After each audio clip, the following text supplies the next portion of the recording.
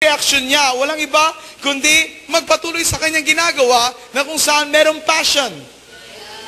Masigla sa kanyang ginagawa. No?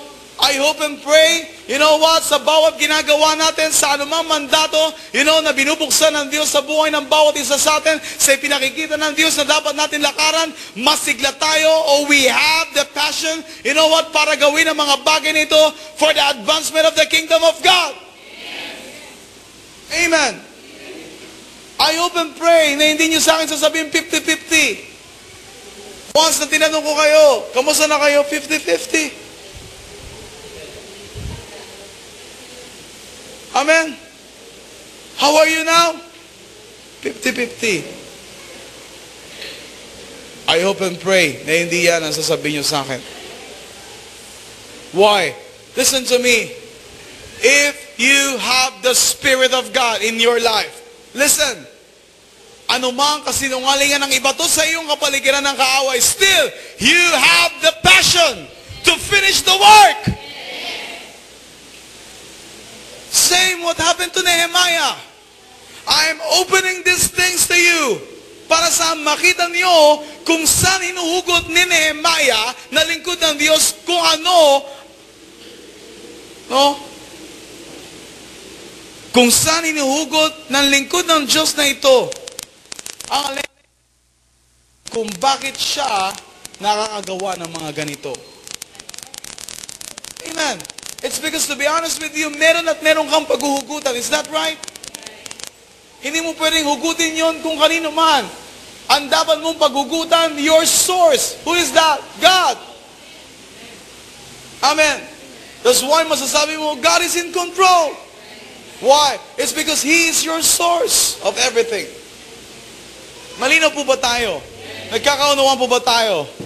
Okay? Now look at this. Let's go in Nehemiah chapter 4. Let's read on verse 19. Are you ready? So now we know the story. Are we familiar with the story behind this? Amen? Now, let's read verse 19. Sinabi ko sa mga maginoo, mga pangulo at sa lahat, malaki ang ating gawain at malalayo ang ating pagitan. Are you with me? No?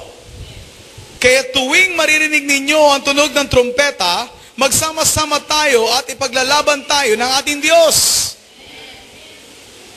Hello? Later, I will give this to you, but I need to finish this first. Amen? Verse 21, gayon kami nagpatuloy sa paggawa. Ang kalahati ay nasasandatahan mula sa pagsikat ng araw hanggang sa pagsikat ng bituin. Sinabi ko rin sa mga tao, lahat ng lalaki at mga alipin ay kailangan na sa Jerusalem upang magbantay kung gabi at magtrabaho naman kung araw. Kaya't ako, ang aking mga kaanak at lahat ng mga tauhan ko ay hindi na makapagbihis at laging hawak ang aming sandata. Now, I will explain this to you. Are you ready? Two things ang makikita niyo sa panahon ni Nehemiah. First, they are what? No, sila ay workers in the field. Slash, the second thing, they are also what? An army of God. Hello? Where did I get that? Hallelujah. Look at this. If you notice, sinabi dito in verse 20 and 23, tuwing maririnig ninyo ang tunog ng trumpeta, magsama-sama tayo at ipaglaban natin, at ipaglalaban tayo ng ating Diyos. Why? You know what? Ang tunog ng trumpeta na tinutukoy nila o ni Nehemiah dito, walang iba, you know what, kundi ito yung warning na kung saan, o hudyat, na kung saan ay, ipinapaalam sa buong kampamento o sa buong Jerusalem kung merong pagsalakay na nagaganap. Are you with me? Are you with me? No? Okay? Let's read Revelation chapter 1. Now, I was reminded about this thing here in the book of Revelation chapter 1 verse 10.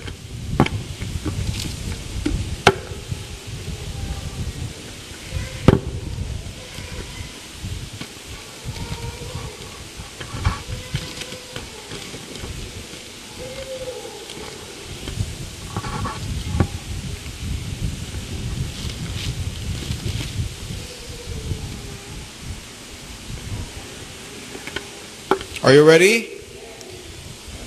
Nooy araw ng Panginoon, kinasiyahan ako ng Espiritu at narinig ko mula sa aking likuran ang isang malakas na tinig na parang tunog ng trompeta. Ang sabi, isulat mo ang iyong nakikita at ipadala mo sa 7 iglesia, sa Efeso, Esmirna, Pergamo, Tiatira, Sardis, Philadelphia at Laodicea. Amen? Ano ang sabi ni Juan sa aklat ng pahayag? In the Lord's Day, o noong ay araw ng Panginoon, kinasiyahan ako ng Espiritu. Amen? Anong sabi dito? Narinig ko mula sa aking likuran ang isang malakas na tinig na parang tunog ng trumpeta. Now, what is this? Are you with me? I hope and pray, no, na sa buhay natin every time. If you remember, by the way, sa time ni Nehemiah, no, ang hudyat nila para ipaalam saan? Sa buong Jerusalem. Are you with me? Na mayroong pagsalakay na magaganap ay once na narinig nila ang trumpeta. At anong sabi ni Nehemiah? Once na narinig mo kung ano, once na narinig nyo na tumunog ang trumpeta, saan? Sa araw na yon, ano ang kabilin-bilinan niya? Magsama-sama tayo. Amen?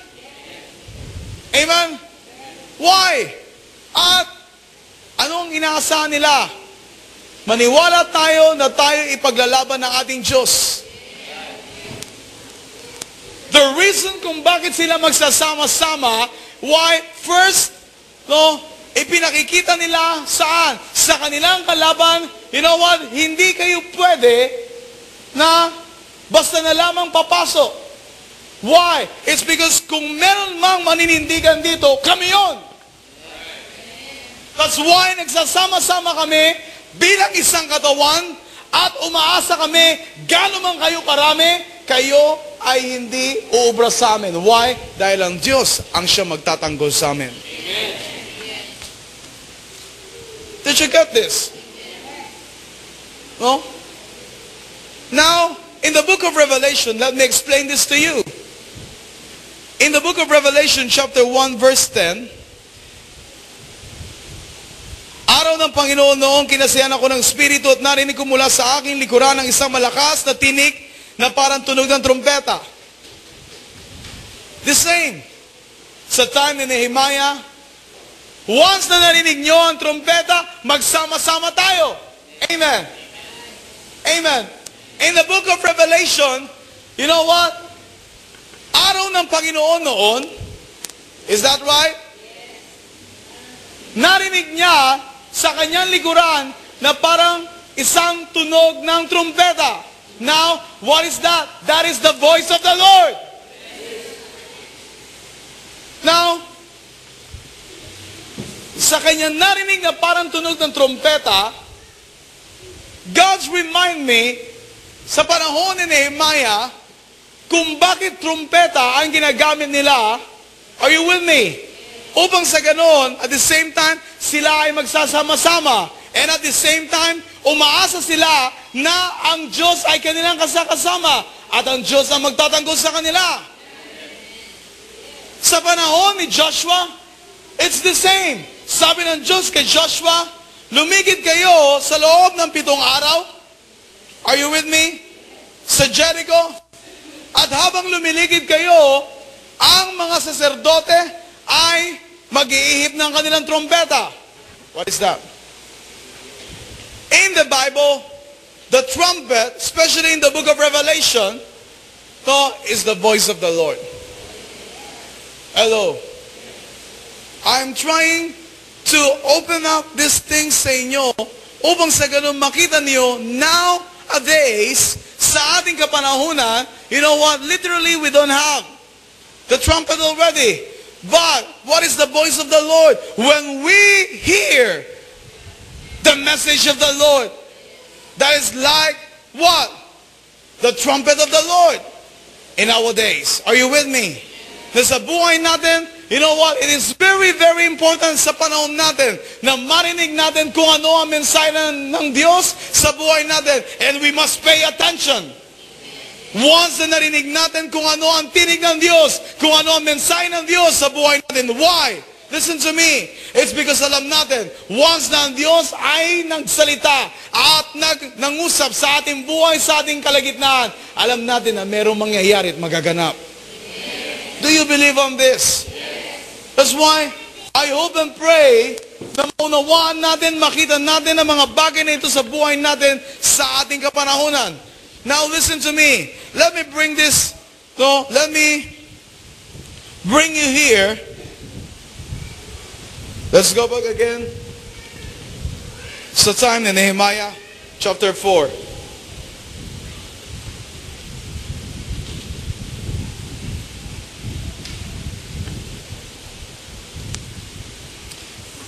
Nehemiah chapter 4. Look at here. Verse 21. Gayong kami nagpatuloy sa paggawa. Ang kalahati ay nasa sandatahan mula sa pagsikat ng araw hanggang sa pagsikat ng bituin. Sinabi ko rin sa mga tao, lahat ng lalaki at mga alipin ay kailangan nasa Jerusalem upang magbantay kung gabi at magtrabaho naman kung araw. Kaya't ako, ang aking mga anak at lahat ng mga tauhan ko ay hindi na makapagbihis at laging hawak ang aming sandata. You know what? Ito yung dapat na maging attitude ng bawat isa sa atin. We need to guard and protect our mind, not only ourselves or our physical body, but most of all, yung ating kaisipan. Amen. You know what?